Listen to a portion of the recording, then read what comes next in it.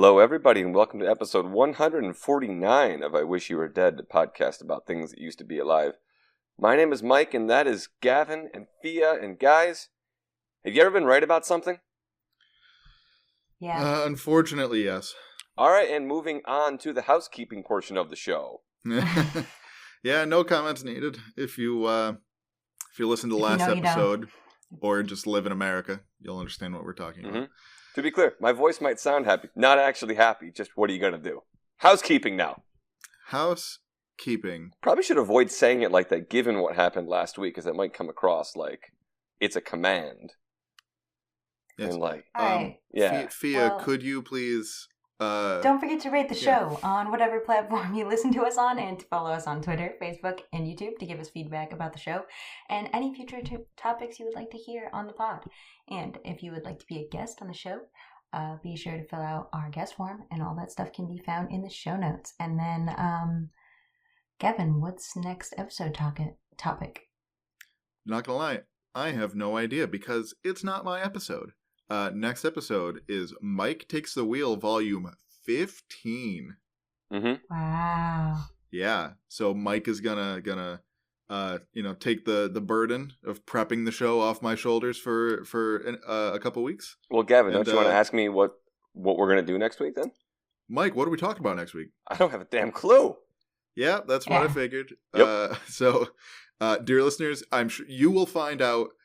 I will find out in real time along with you in 2 weeks. So look forward to that. We're going live. Yeah. Oh, that's one of my favorite videos of all time. Yeah. But yeah, so with that, thank you for keeping house, Fia. Mike, you were pretty excited when you figured out what you were doing for Today in History. So I guess hit us with it. What happened? To be clear, excited is a loaded term. Like, I was mostly just like, this will be funny, and people are going to hate me. So we'll do that. So, today, in 2001, we're talking November 20th, 2001, U.S. President George W. Bush, who I imagine was busy at that point, dedicates the U.S. Department of Justice headquarters to Robert F. Kennedy. And to this day, it is still known as the Robert F. Kennedy Justice Building. And I have no notes on that. Okay. Yep. All right. Yep. Interesting. Well, thank you for that, Mike. That's all I got. Yeah, I was going to say, I feel like what a strange thing for George Bush to do roughly 2 months after 9/11. In November 2001. Yeah. I feel like he should have had other things on his plate. Right, honoring like one of the greatest nepotism hires of all time. Like, yeah. And also somebody who was not a member of his party. Like, right. And then, there's the son of it all. Yeah. But then again, George W. Bush knows something about being, the less accomplished son that shares a name with his father. Well, I mean, George W. Bush did get elected twice, so... He did? Wait, hold on. He was declared the winner twice. In 2004 also? Well, no, like he won in 2004 fair and square. Okay. I'm still not sure who won in 2000. I understand now. Yeah. Anyway. Well, thank you for that, Mike. Fia, turning it over to you for Seagrass Corner. What are we learning about today? Yeah, so I realized that I kind of forgot to talk about all of the seagrass species after I started, and then was like, oh, I guess we haven't gone through them all. So far we talked about spaghetti, which is Syringonium, and angel hair, which is Haliduli. Now we're going to talk about Halophila anglemenii, which is the stargrass. And I would like you to picture this seagrass as a type of pasta that is my all-time favorite. The bow tie pasta. Oh. Yes. I thought you were going to say the Kit Kat, but okay. Pasta type. Mm-hmm. So the Halophila are a low ground growing species, and they take the shape of like a star. They're just like 5 little leaves, but kind of in the shape of a bow tie as well. And really cute and little. They're native to Bahamas, Cayman Islands, Costa Rica, Cuba, the Gulf Coast of the United States. I guess the Coast of Mexico, Puerto Rico, Trinidad, and Tobago. These are yes? No, you're good. I was just going to say, Okay. I really enjoy the pasta analogy for all these different types of it is seagrass. helpful. We are going to keep going. It will not stop, so don't you Awesome. worry. But yeah, these are another flowering seagrass species that flower in the summertime when water temperatures reach at least 22 degrees Celsius. I don't know That's what that warm. is in Fahrenheit. But it Quite is warm, yeah. Yeah, so the last thing about these guys is they're kind of termed in seagrass ecology pioneering seagrass species. Okay. So just like when forests are rebuilding themselves, they start with like first the smaller, fast-growing species, and then work their way up into more like trees and some of those bigger plants that take a longer time to grow. These ones are the first ones on the ground when disturbances like wipe out seagrass beds. Holothula is one of the ones that can come in there and grow really quick. So when they grow their flowers, are the flowers underwater as well, or is it sort of like a lily pad situation where like the flower goes up to the top? Nope, the flowers are underwater. Huh. Yeah. Interesting. I have no idea how they pollinate. Yeah, I mean, I'd bet it's probably just like wave action. Water. Yeah, right. Well, so I think a lot of seagrass species can grow like, I don't know what the terminology is, but they have a shoot and then they can just grow a second shoot like onto their basal root system, but they also do flower and can reproduce that way. Right. Like I'm pretty sure aspen trees are very famous for that, where like you can have an entire forest where it's like technically a single tree. Exactly. Neat. Well, thanks for that, Fia. Mm-hmm. Yeah. Moving on to the main topic of today's episode, we're talking about poisons and venom today. After last episode, talking all about beetles and learning a little bit about their various poisons, I didn't really go into it much like in the episode just because there's so much else to talk about with beetles.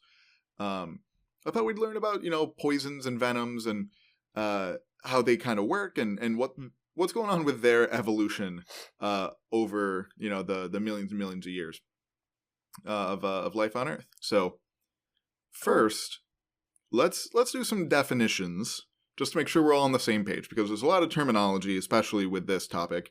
So just make sure we're all on the same page. So first, what is a poison? As opposed to a venom? Makes you sick? Because venom is when something bites you and you get sick. So this is like when you consume something and it is harmful to you. Basically what Fia said exactly. I had to talk through it myself. More or less, yeah. But it is an extremely broad category. So a poison is any chemical substance that can be harmful in specific quantities.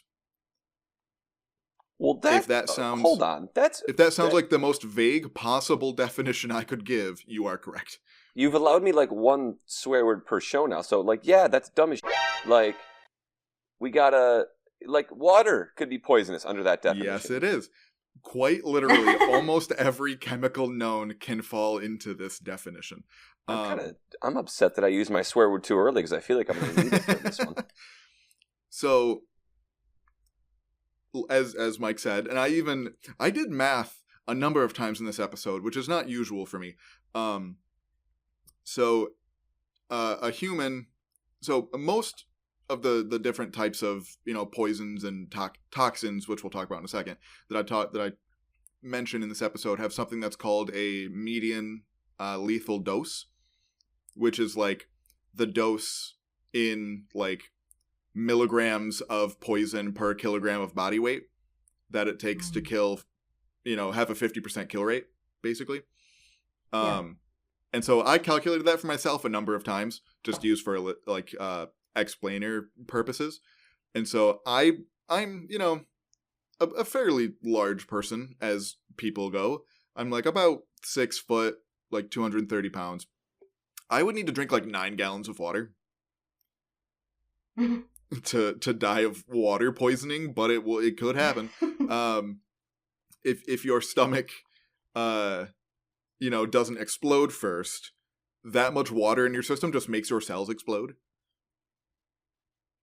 In a much more realistic possible scenario of water being poisonous, that's why is a difference between saltwater and freshwater fish.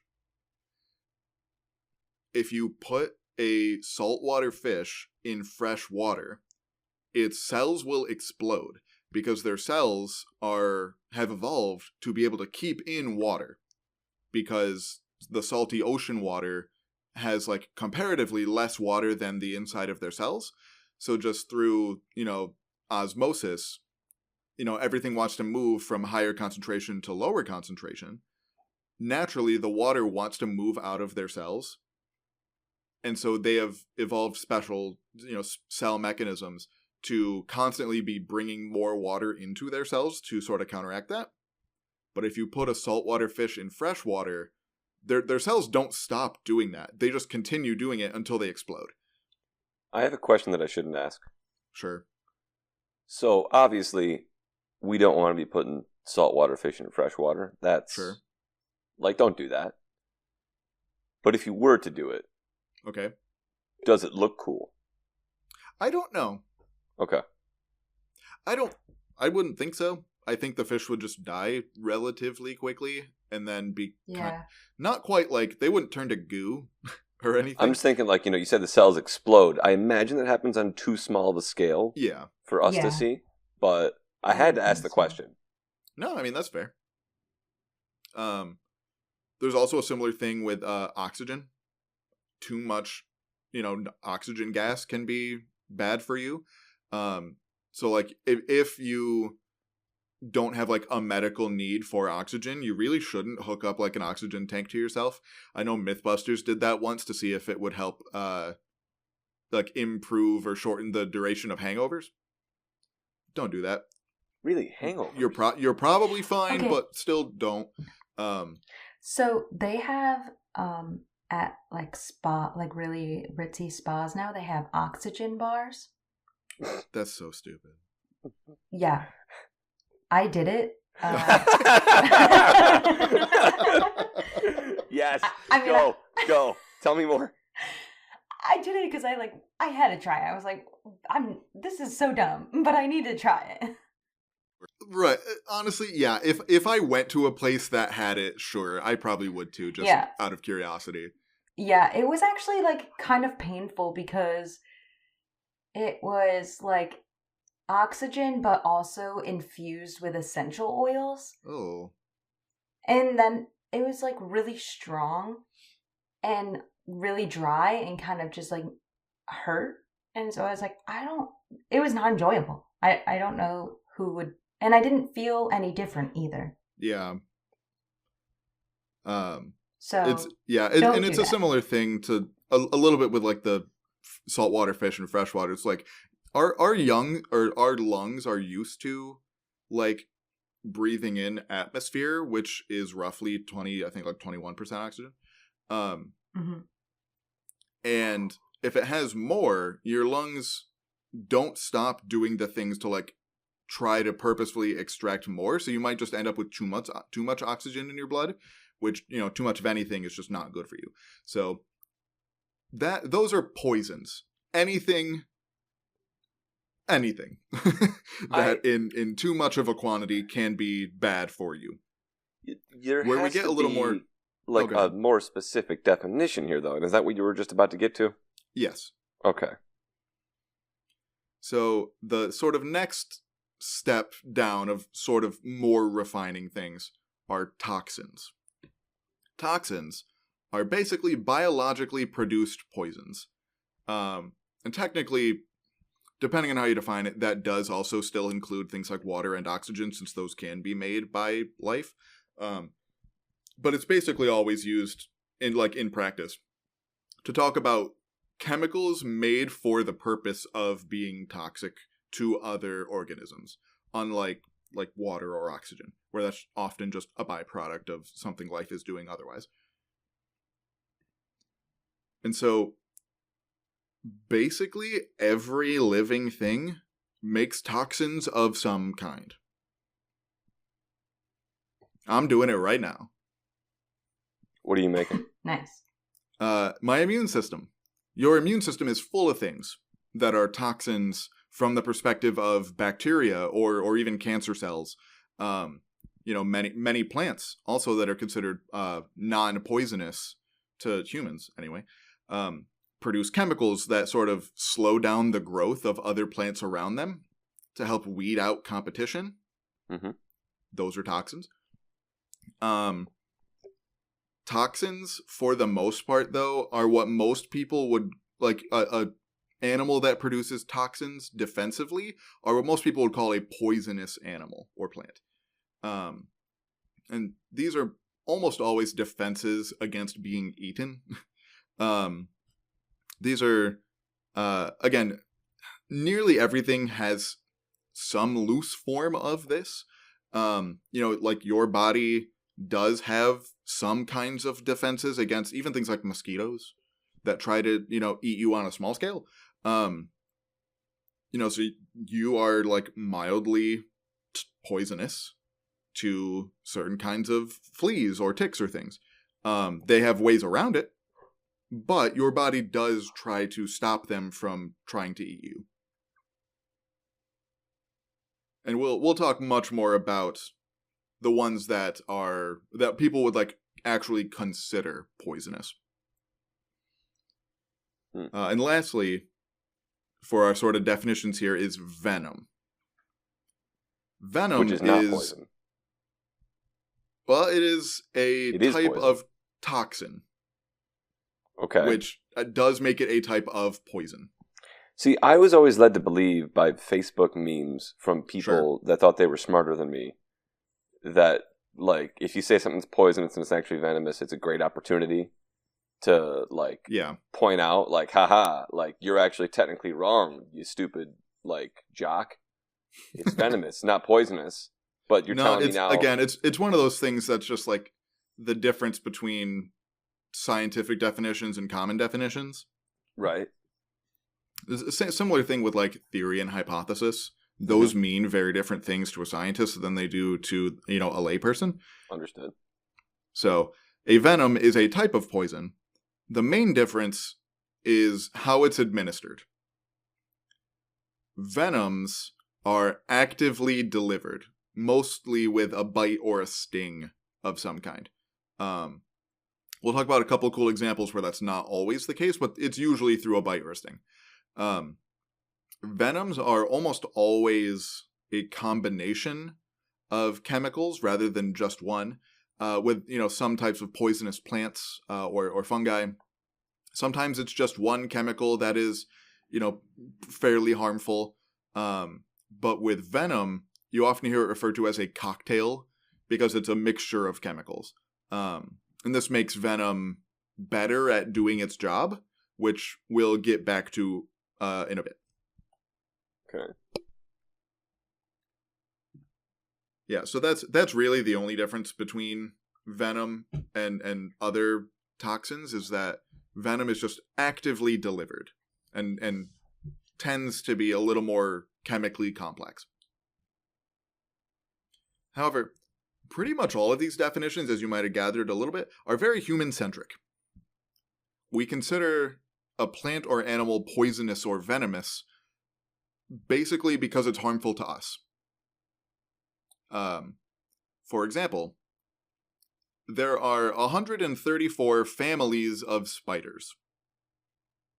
Spiders, a very, famously venomous group of animals. Of those 134 families, 133 are venomous, but only a handful have venom that's like medically significant to humans. Okay. And similar thing with snakes. Basically all snakes have some kind of chemicals in their saliva that are, noxious or like very mildly toxic. But only a handful have, I say a handful, there's upward of 100 species of snake with like human important venom. But it's like if you get bitten by just like a garden variety like garter snake or something, obviously you're not going to die. But you're where it bit you might swell up a little bit, might be a little puffy. Yeah. And that's a combination of your immune system, but also a little bit of just very, very mild venom. And that's a little controversial. That depends a little bit on who you ask. But if you look at the chemicals, it's, again, depends on exactly how you define it. Mm-hmm. And so you also might have noticed this, we talked about with poisons. A lot of these definitions are very, very broad, and that's kind of on purpose. These chemicals are extremely diverse in how they work. And let's go through a few examples of how all of these different types of chemicals do their thing. So first, let's talk about like how they actually harm the target. So for example, black widow venom can mess with the nervous system. It's neurotoxic and cause muscle spasms, including in muscles like your heart or your diaphragm. And obviously anything that messes with your heart is not ideal. Yeah. Mm-hmm. Some things, like cone snails and blue-ringed octopus, also have neurotoxic venom, but they kind of do the opposite, where it still messes with your nervous system, but they have paralytic venom, which paralyzes muscles, including your heart and your diaphragm. Again, not ideal. Many cobras and so-called flesh-eating bacteria have necrotic venom, which just destroys tissues and basically makes your cells dissolve into goo. Oh. So that's the flesh-eating of the flesh-eating bacteria. Yeah, that's gross. Yep. Especially, there are a lot of, also some rattlesnakes as well, which they don't tend to be very lethal, rattlesnakes generally. But yeah, they can definitely cause you to lose a hand because just so much of the muscle and tissue in your hand just turns to goop. It's very gross. Some mushrooms and toads produce hallucinogenic effects, which are considered toxins because they interfere with how your body would normally function. And also they can have some other very bad side effects as well, on top of just making you see colors. Some are much more benign, though. For example, I mentioned mosquitoes earlier. Mosquitoes have saliva that contains anticoagulant compounds that keep the blood of the victim flowing. Technically, that's a venom. Okay. And then there are some that a lot of people don't realize are venomous. So male platypus have venom. What? Yes, they have a spur on their back feet that has a poison sac. It's thought that they try to use it on each other while fighting over mates. But yeah, so male platypus and then a few species of stonefish have venom that causes just extreme pain. Not typically lethal. The stonefish, depending on the species, can be pretty dangerous, but for the most part, they just cause extreme pain that does not respond to any sort of painkillers, including things like morphine and fentanyl. So that's just the various ways that these different toxins can get you. They also vary substantially in how deadly they are. Some toxins are basically non-lethal in like any reasonable dose. Like, again, mosquitoes. If you got bitten by tens of thousands of mosquitoes, you'd probably be more in trouble from blood loss than you would, like, the actual, quote-unquote venom of the mosquito itself. Mm-hmm. Mm-hmm. And for the most part, when considering how deadly the venom or other poisons or toxins of different creatures are, you really need to look at the intended audience. Because almost never is it humans, but that's how we perceive it, because it's us. So most toxins are not lethal to humans in their typical dose, because humans are typically much, much bigger than the actual intended audience. For example, take a scorpion sting. Scorpions, again, very famously venomous group. I hope most people have seen Indiana Jones. However, of the about 2,500 species of scorpions, only like 25 have venom that's deadly to humans. Like, literally 1% of scorpions have deadly venom to humans. But that's because they're the size of a scorpion and we're the size of a human. For the most part, scorpions hunt things that are their size or smaller, so they don't really need venom potent enough to kill a human for it to still do its job. And again, we'll circle back to, like, the job of all of these toxins later. Mm-hmm. And then on sort of the other end of the spectrum of, not very lethal on the mosquito end to extraordinarily lethal,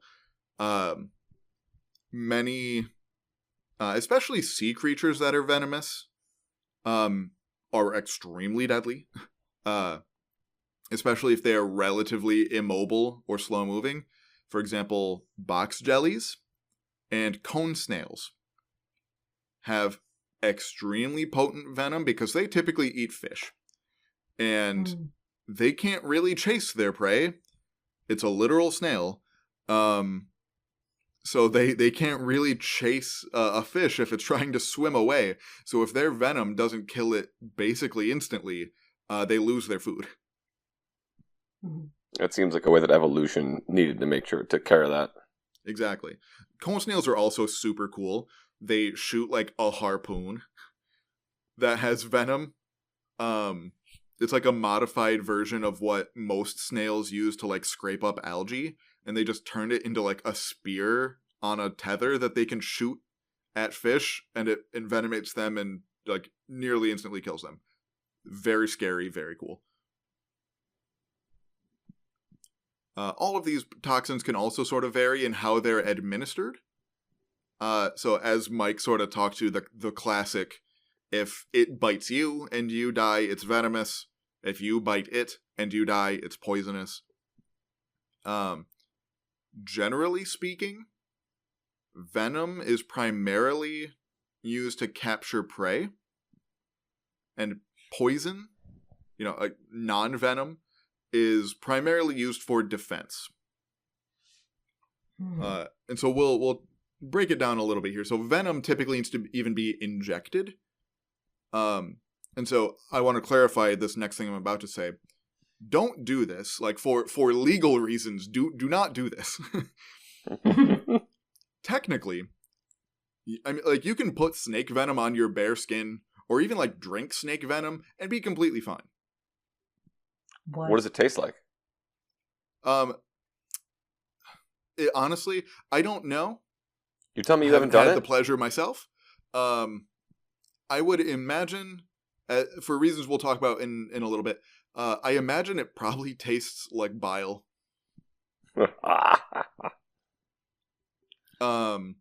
Wait, can we do, like, should we have, like, a bonus episode of the podcast where one of us, who could say which one, actually tries to drink snake venom? No. Just to see what happens? Nope. r/not legal advice. No, don't do that. Because if you have literally any, like, even if it's very, very small, any, like, cuts in your mouth, like, even, like, if you flossed that morning, or if you have, like, any ulcers in your stomach or anything, it will get you. But... All right, so, to all listeners out there, make sure that you sign up for the Patreon And I'll eventually talk Gavin into letting one of the three of us, who could say which one, do this in the future. Not anytime soon, in the future. Nope, that's definitely a pay-per-view sort of thing.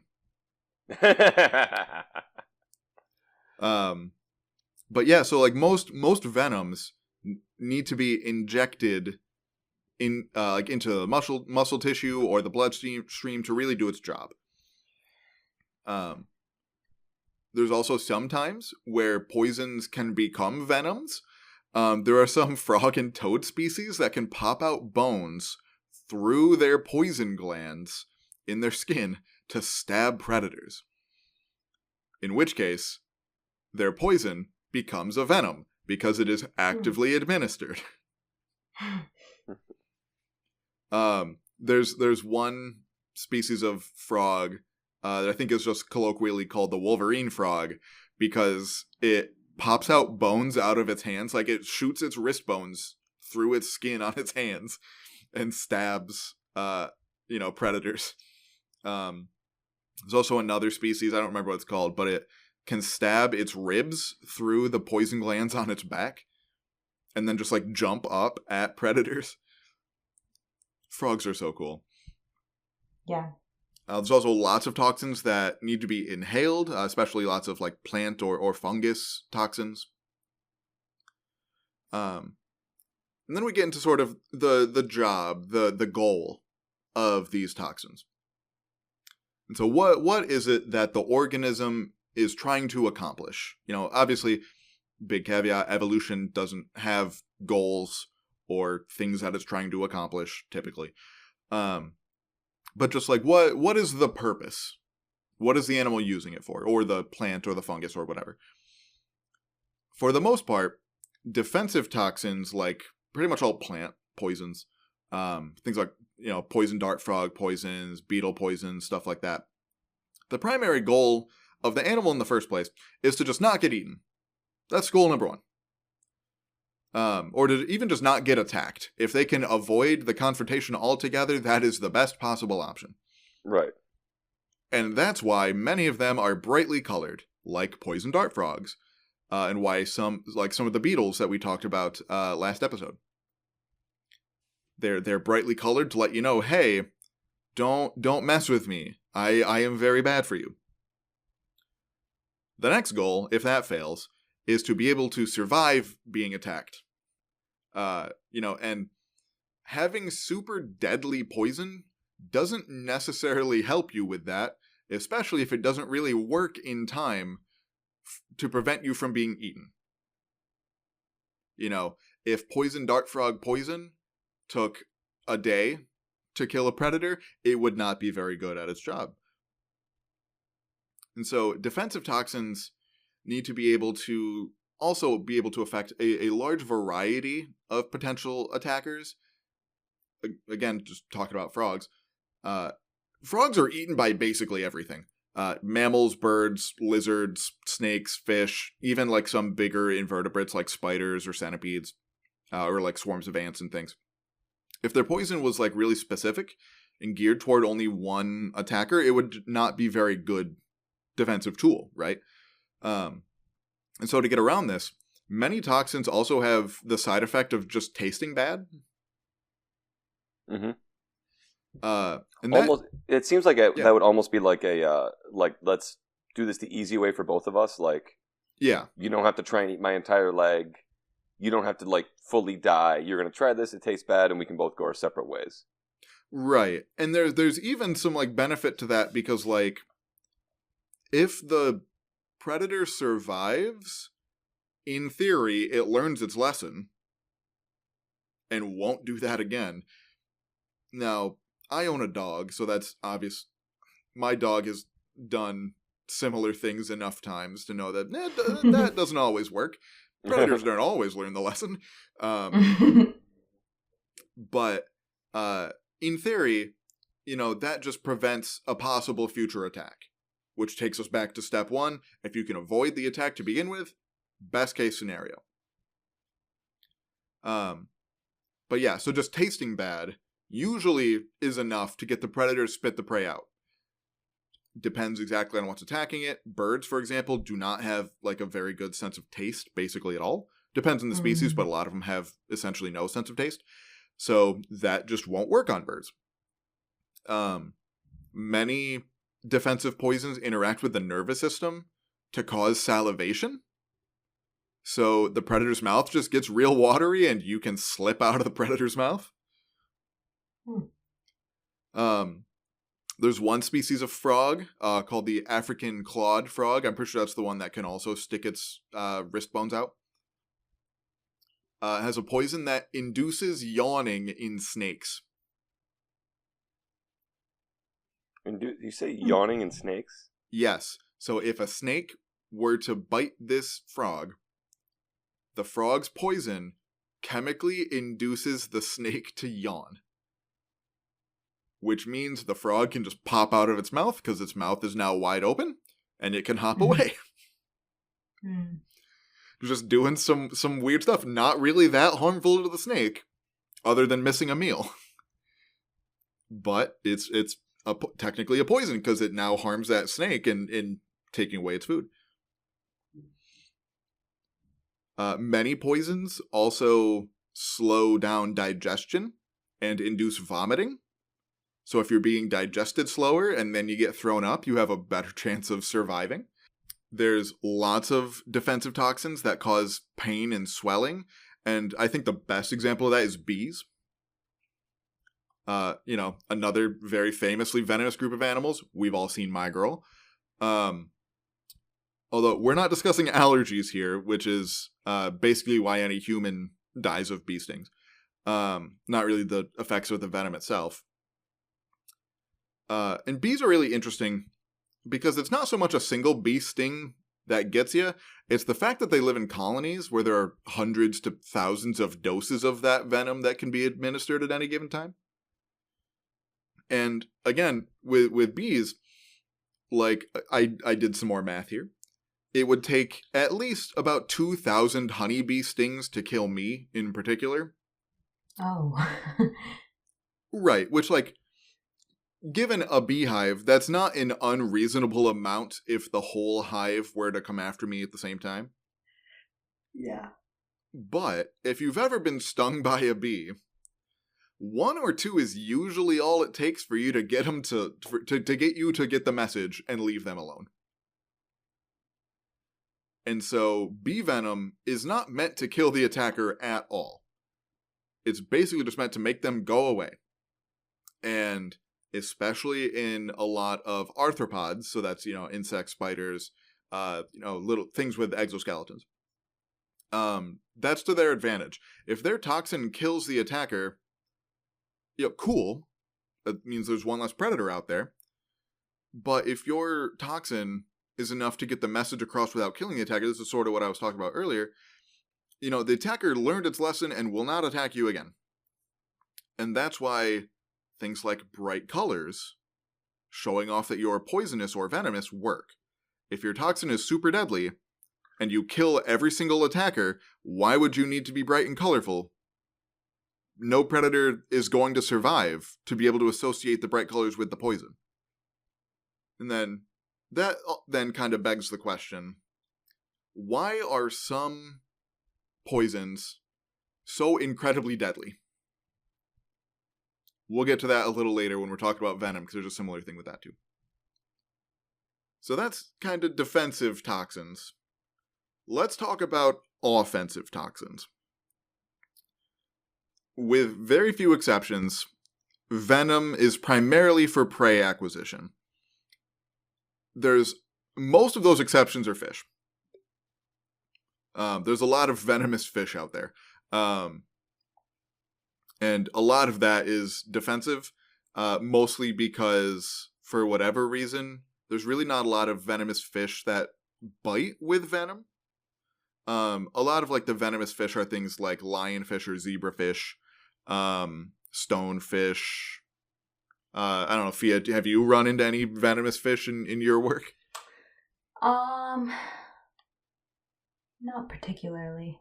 Okay. I know I don't think stingrays are. Yeah. Right? Or are they? Yeah. I think it depends on the species. But, I mean, hey, Steve Irwin. Rip. Pour one out. But yeah, so they don't, fish typically don't have like a venomous bite.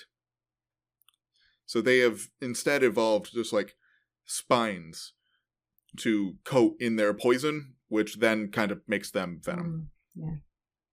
I think catfish too, right? Yes, and a lot of people don't know that. I have that in my notes here because I got stung by a catfish once when I was, I don't know, like 10. And I still have like a little hole in my hand that I can still like point out clearly where I got stung by that catfish. Yeah. That's wild. Yeah. And so in some cases, going back to the venom for catching food, in some cases, like honeybees, their ancestors probably used it for that, even though modern bees don't. Pretty much all bees eat, pollen and honey and nectar and stuff like that. A lot of their cousins, like wasps and ants, use it to catch food. In many things like all those fish, weird exceptions. A lot of that is because in the ocean, most of the time you just get swallowed whole. That's kind of just how fish eat. So with something like a lionfish or a pufferfish, the spines of pufferfish are venomous. If you get swallowed whole but you have these big old venomous spines, they're going to get stuck, and then whatever tried to eat them is going to spit them back out, and then that thing dies. But on land, where things make sense, for the most part, venom's for catching food. Mm-hmm. And in many cases, such as most spiders, and then some of the snakes with necrotic venom, that's the stuff that just like kills cells and turns it to goo, the venom also helps in digesting their food. So like that's, if you've learned anything about like spiders, like I think we had like a whole section on spiders in like, I don't know, like 3rd grade science class. They, bite their prey and like inject it with their venom, and then they like wrap them up. And then they just suck out the liquid. That's all their venom doing the work. That liquefies the stuff. And then in a lot of rattlesnakes, they have pretty necrotic venom. The tissues just start getting broken down, as soon as, they bite the prey, usually a mouse or something. And then they'll just let the prey wander off until it dies. And they can smell their own venom. So they will track the prey through their venom. And then by the time they find it, a lot of times the prey is like already being digested by the venom. So it just makes it easier for them to digest once they actually swallow it.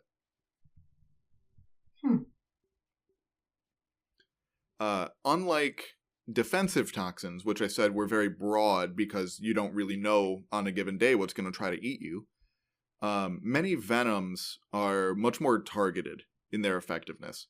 Some venoms work a lot better on animals closely related to sort of the main prey of that they eat than other types of animals. So, for example, snakes that eat mostly mice will have venom that works better on rodents than it does on lizards. For example, the king cobra sort of does the opposite. The reason why it's called the king cobra is because it almost exclusively eats other snakes. Whoa. And its venom is much more lethal to snakes than it is to mammals. King cobras are super cool.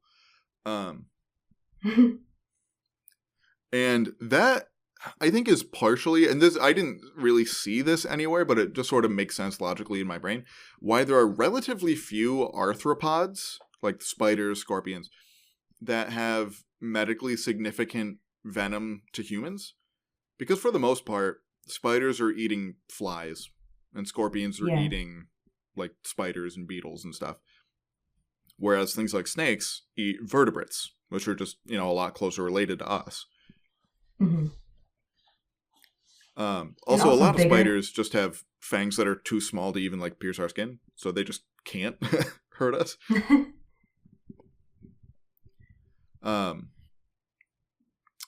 But that being said, it's not like king cobra venom doesn't work on mammals just because it's not specialized toward us. And there's also lots of venomous animals that eat sort of a wide variety of prey. So like in some cases, it's really helpful to have non-specific venom. So it's really just kind of dealer's choice up to the ecology of the animal. And a lot of things that I read for this were also looking at, well, snakes in particular, because they're a lot easier to study than spiders, and because they are much more medically significant to humans. Nearly all of like the venom research that I was able to find was mostly about snakes. So a lot of it was also looking at the defensive use of venom. Because obviously, they still use it for that, even if it's not its primary purpose, right? A lot of it sort of focused on that venomous animals really don't want to use their venom if it's not for their food. Because even, for example, the largest venomous snake, which is the king cobra, they can get like 20 feet long. You know, they know that they can't eat you. You know, a lot of reptiles are relatively, you know, not quite as sharp as mammals mentally, but a lot of the big venomous snakes are quite smart. They know that, like, if a big human walks up on it and really wants to hurt it, that snake is not escaping that.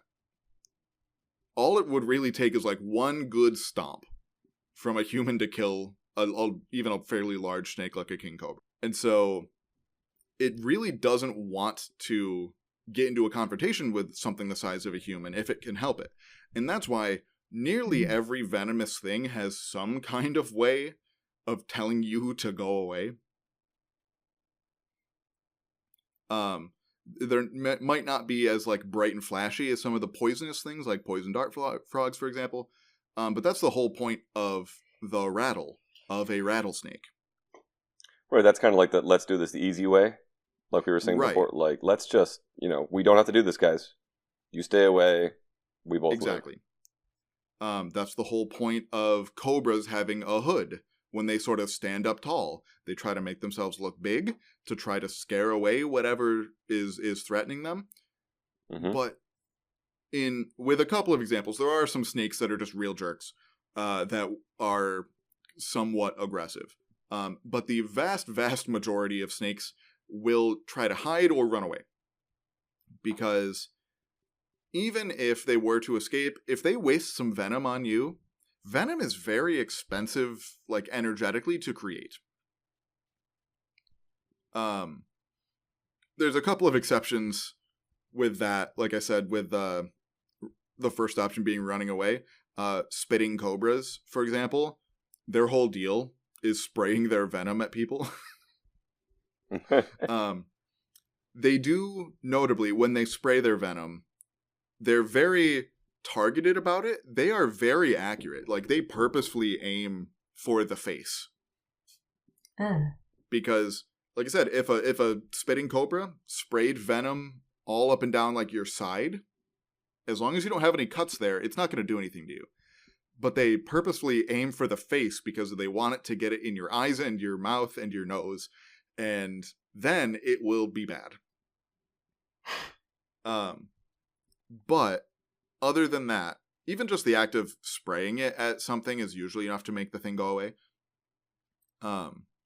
Lots of, you know, even invertebrates have sort of scare tactics, like tarantulas, for example. They will flick their hairs at predators. Their hairs are like very itchy and cause irritations if you get them in like your eyes or your nose. That scares away a lot of predators.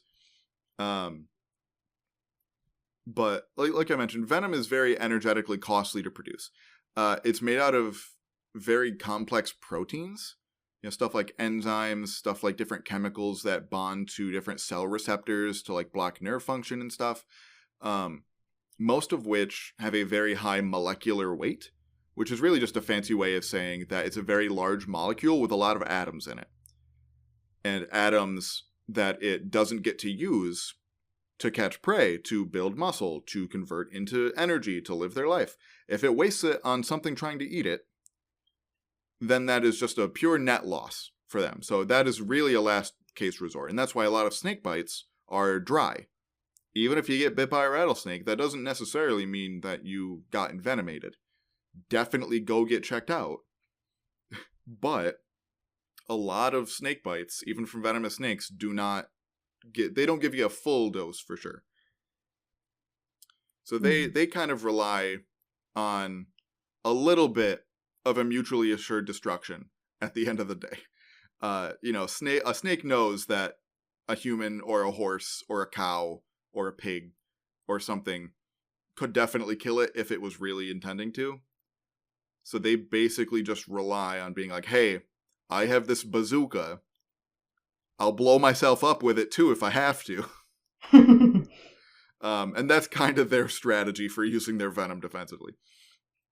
But I was able to find a really interesting study from 2020 that looked specifically on like the evolutionary selection pressures of defensive use of venom in snakes.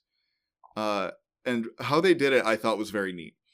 They basically sent out a survey to about 350 snake keepers, snake researchers, and like field workers who, work with snakes.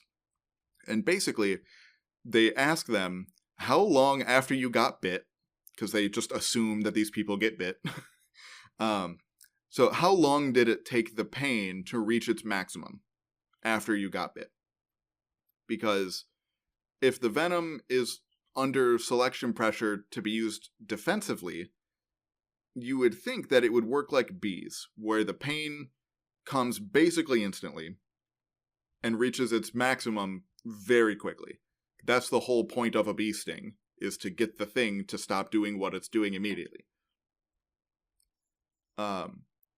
And so from that survey, in venomous snakes, only 15% of the people who responded to the survey said that their pain reached its maximum within the first 5 minutes.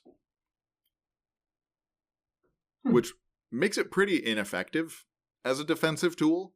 If a bee stung you, and then 5 minutes later, it felt, like a bee sting feels, it would not be a very good deterrent. And so that just kind of was evidence to them that, like, yeah, the snake venom is really all about just catching food. And again, these types of studies aren't really out there for other types of venomous things, so it's kind of just used as like a proxy to say, yeah, this probably generally applies to a lot of venomous things that use it primarily for food. So that's just sort of the broad landscape of toxins. But how did life start being toxic to each other? And it's, the rabbit hole here is real deep, y'all. And very complicated. I took 2 semesters of genetics, and a lot of it was still quite over my head. So I'm going to try to break it down. Bear with me. It's not going to get too complicated, because if I don't understand it, I'm not going to try to explain it to somebody else. But as we've talked about basically something from every group of life possible. We've talked about the flesh-eating bacteria. Also, there's a million different kinds of, toxic bacteria. Like botulism is a toxin from bacteria. Anthrax is a toxin made by bacteria.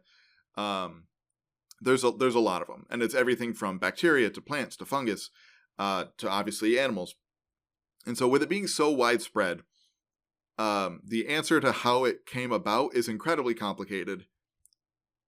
At the same time, it can be made very simple. In the very early days of life on Earth, so we're talking billions and billions of years ago, when everything was still single-celled and basically living off of the chemicals of the Earth, presumably, just like today, they had the tools to be able to maintain themselves. That's like part of the definition of being alive. That's why viruses aren't alive. And among those tools to sort of maintain yourself are things like enzymes, other proteins that, you break down parts of yourself to reuse, or parts that get injured. Your body is constantly doing that.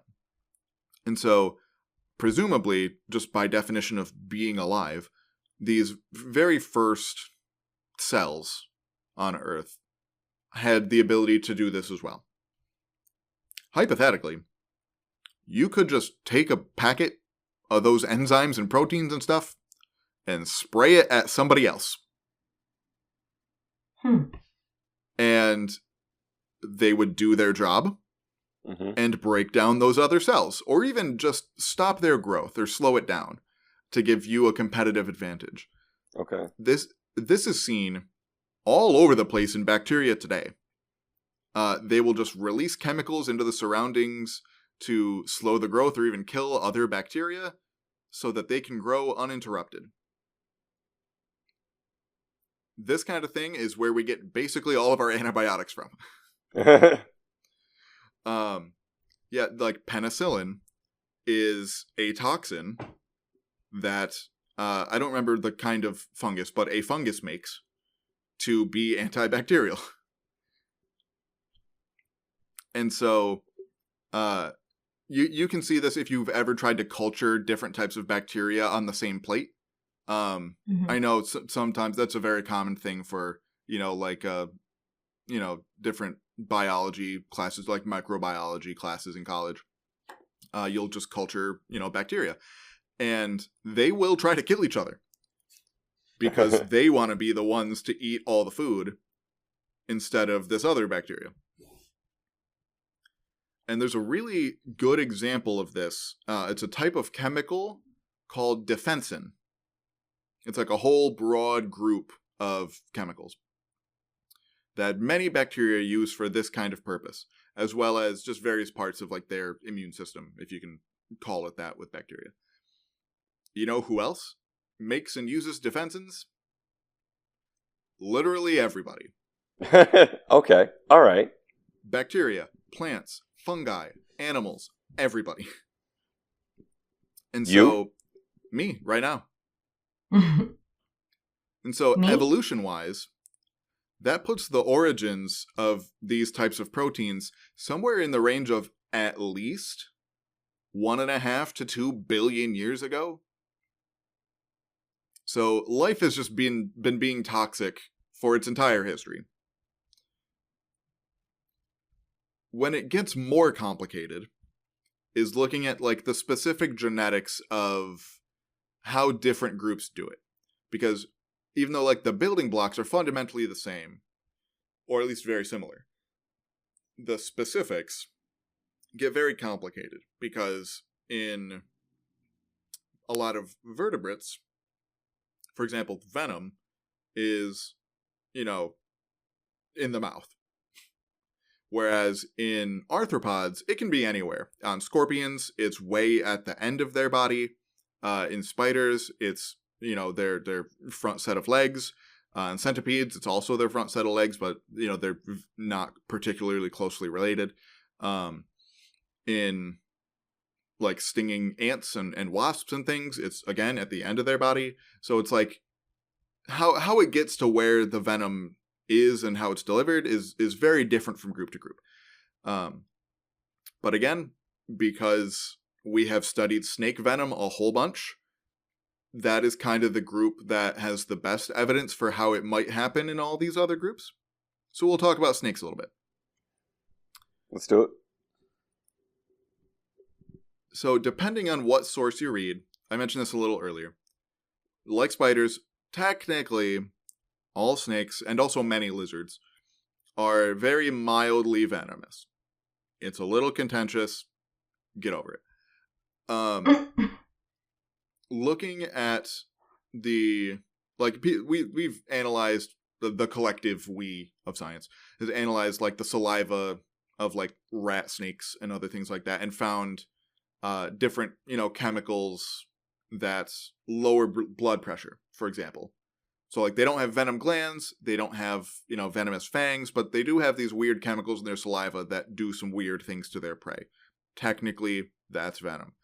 But looking at the venom of, like, the genetics of, like, the truly venomous snakes, it mostly looks like there's a lot of copies of genes from elsewhere in the body. So just a gene duplication of a gene that, when it's expressed in, for example, the pancreas, it makes, different enzymes that help break down food in the gut. But that gene that makes those enzymes got duplicated, which is not an uncommon thing to happen just in time. Gene duplications happen all the time. And if it gets expressed in a different place, well, if that gene gets expressed in, a different part of the gut, probably not going to make any difference. But if that gene happens to get expressed in your mouth, then when you bite your prey, it's already getting digested before you start eating it. And that's just a pure win. And so that's generally how it's kind of thought that it happened for snakes. Mm-hmm. Because, and it's not, the pancreas one is just one example, but they have weird, interesting gene expressions and duplications from other parts of the body that are expressed also in their venom glands. And that's why their venom is so complex, is because it just has all these other bits and tools that a normal snake would use in other places around its body to, maintain its own cells, break down its own cells, and they just express that in the venom glands and then pump that venom into whatever they're trying to eat. Obviously, more complex than that, but you get the gist. Yeah. In other organisms, it can be wildly different. There's been some research on scorpion venom as well. Way less than snakes, but still some. Mm-hmm. And in some cases of scorpion venom, it can be as simple as turning on or off one gene in the production of one of those defensin proteins. Where if the gene is turned on, it behaves like a antimicrobial defensin, just part of the immune system, protecting it against bacteria. If that one gene gets turned off, it becomes very deadly to mammals. Oh. And it can be as simple as that. And gene, activations or deactivations, again, happens all the time. And if it, that wasn't deadly enough to kill you, if that, loss of, because it doesn't become, non-antimicrobial, it becomes a little worse at being antimicrobial. But if that little bit of worseness isn't enough to kill you, and make it so you get, infections constantly and don't get to pass on those genes, then now you just have an excellent new tool to use against any mammal predators. Mm-hmm. And then one last thing, I mentioned it a little earlier, so this will be kind of the rounding out of the episode, is why are some creatures so incredibly toxic? Like, for example, the most venomous snake species, it's the inland taipan of Australia, eats mice. Why does that snake need to make venom potent enough to kill 100 humans with one bite? Why? And the most likely answer is that its prey over time becomes venom resistant. Mm-hmm. So over time, say there's a mouse that just gets nicked. Snakes are not perfectly, 100% accurate predators. And so say one of those mice gets just nicked a little bit and gets very slightly envenomated, but it doesn't die. The ones that, survive that slight envenomation survive on to pass it on to their children. And over time, the population will just become slightly resistant to the venom. Well, the snake can't have that. So in order to overcome that resistance, they evolve slightly more toxic venom. And so on and so forth, until you have snakes and frogs and things that are so toxic to anything that's not normally in their environment. The things that are normally in their environment that they interact with are, fairly resistant to their poison or venom. And, they can deal with it. But as soon as humans traipse into the environment where they're not supposed to be, it's incredibly deadly to us. And there's even a little evidence for the reverse, in that compared to other primates, humans are relatively resistant to cobra venom. Really? Yeah. Obviously, again, don't do this. Don't go play with cobras. We are not immune to their venom, but we interacted with them enough when, during our evolution, that we were, walking around in sub-Saharan Africa without shoes, without clothes. We definitely ran into a bunch of cobras. And so over time, because we weren't up in the trees anymore, we were just interacting with them more. And so humans, compared to especially a lot of non-great apes, so like chimps and gorillas have a little bit of this resistance too, but compared to non-great apes or like other non-ape primates, we are relatively resistant to cobra venom because of that. But we've, again, since started traipsing all around the world and ran into a bunch of stuff that we don't have resistance to. And that is a very brief, very, could be way more details about venom and poisons. Again, also the chemistry of all these things is also just kind of insane.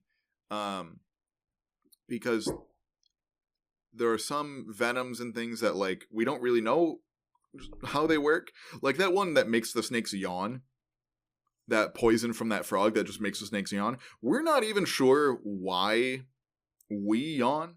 Like what yawning does. Yeah. So it's just interesting.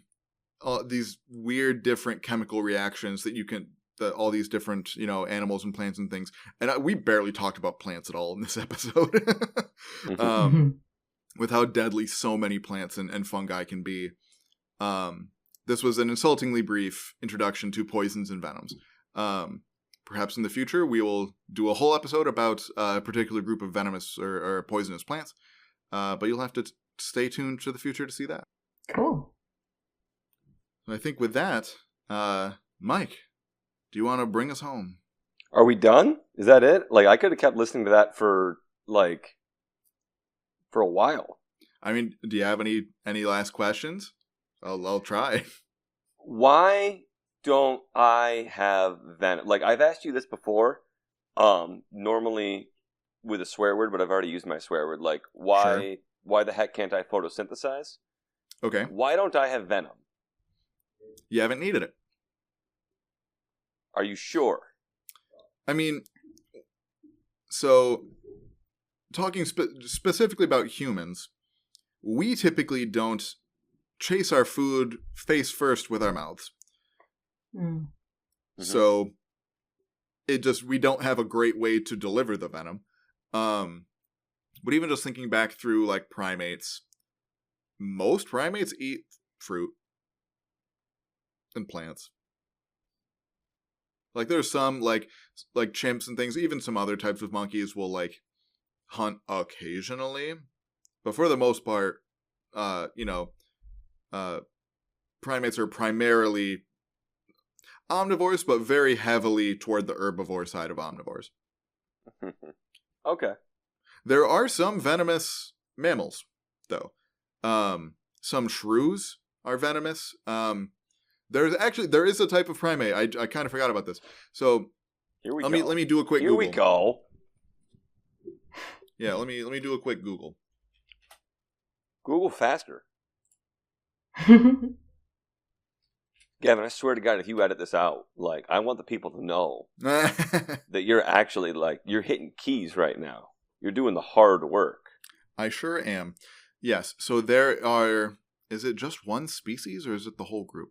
Okay, so it's a genus. So, there's a genus of primates called lorises, or I think the whole genus is called slow lorises. I don't know if there are other. Yes, there are other lorises, but I guess specifically the slow lorises. I don't know if there's fast ones or I don't know. They live in like the Vietnam, Laos, Indonesia, that part of the world, and they have like venom glands, kind of on their back or like their armpits. And they will sort of rub it on their hands and then into their mouth. Wow. Yeah. And let's see. I just did a quick Wikipedia. Yeah, it's literally in one sentence on the Wikipedia page. So like it's not it's not like they're, out there hunting for it or anything. It seems like it mostly is used defensively. So that is, I guess, a defensive use of venom, is they have it on its fur and, like I said, just rub it in their mouth and then bite stuff. And, like, on that fun fact, we're going to keep reading? Oh, absolutely. I was about to end the podcast, but if we got more... Okay, so this is from the Smithsonian's website, so this is pretty reliable. Pygmy slow lorises. Okay, so I guess this is a little conflicting information. I think this is just one species. They have modified sweat glands near their elbows, and that secrete this toxin. When they're alarmed, they can lick the glands and then bite stuff. Their venom can incapacitate predators as large as humans. So there you go. Damn. Wow. Damn. But that is just the one, and they're not like particularly closely related to us. Mm-hmm. And they're also quite small. These are like squirrel sized. Yeah, okay, but still, that's pretty awesome. Yeah. Yeah. And on that pretty awesome fact, I think we're going to go ahead and wrap it up here. Thank you very much, Gavin, for putting this together. Sorry, everybody, for everything else going on in the world. But this has been episode 149 of I Wish You Were Dead, a podcast about things that used to be alive. My name is Mike. That was Gavin and Thea. And we'll see you guys in 2 weeks for something. God knows what it is, but we're going to have a good time doing it. This episode of I Wish You Were Dead was written by Gavin Davidson and hosted by Gavin Davidson, Mike Bryson, and Fenella Campanino. It was sound edited and edited for YouTube by Gavin Davidson.